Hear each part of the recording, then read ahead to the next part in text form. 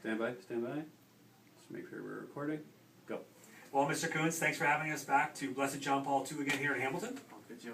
Thank you so much. We were here last year. You were very kind to bring us in for a successful challenge. We had a great time with your students and your classes. They had great leadership. And this year we felt it'd be great to start the school year off on a positive note, reinforce the kind every time message. John, if you had to summarize what the program means to the school and the overall student approach, how would you kind of lay that out for us? Joe, when I got excited last year, again, we're always challenged to have some programs that come forward. How are you addressing voting? We do everything we can do. We offer our programs. We've had programs before. What I liked what you did, and what I liked what you kept your promise to is this. You're not just coming in putting on a presentation. You're coming in, you're going right to the kids in the classrooms. You're talking to each class individually. That meant a lot.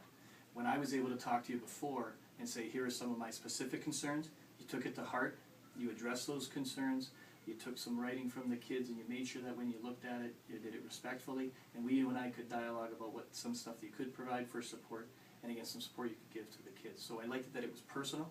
Every time I expressed this is where I need help, you were always open to do it. So for me, what it did to the kids, I'm walking around the building now, and I'm not just telling them what I say, I'm also reminding them, be kind every time. So ending it last year, and more importantly, starting it this year for 21 days, it's going to be a big difference in the school. So that's wonderful to hear, John. And would you say you last year, we did it a little bit later in the year, but would you say with confidence that you saw an increase in overall kindness in the school?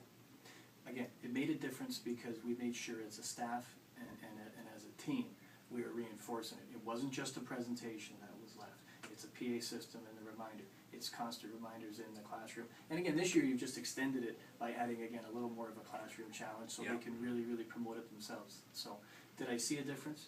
Yeah, I saw a difference. Again, how many people are we touching? I know that for the conversation we had last year, there's a couple that we touched, and you move forward, and that's the victory.